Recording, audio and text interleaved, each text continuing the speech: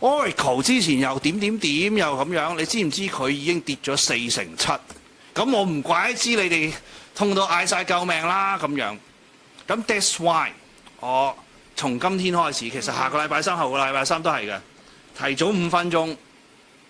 你問我美股啊，即係你知我極度淡在心底，但係我係成日都同你講，如果你未做，唔好做。宇宙最淡啊！係我敢稱香港可能淡唔過沈大師，係不過孖住。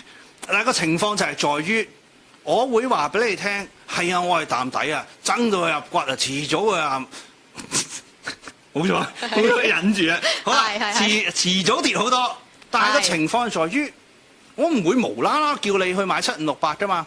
買咗我又唔會無啦啦叫你溝噶嘛，個情況就係、你放心，我一定會冷靜嘅，即係話如果未係時候，咁但係呢，我想跟住落嚟呢，每個禮拜三希望花多5分鐘時間去俾你哋問一啲美股，原因好想幫你哋。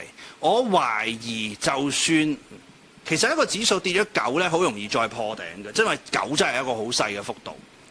但係當一個股份跌咗47%，如果你要話問我有冇破頂嘅機會，我就覺得好渺茫。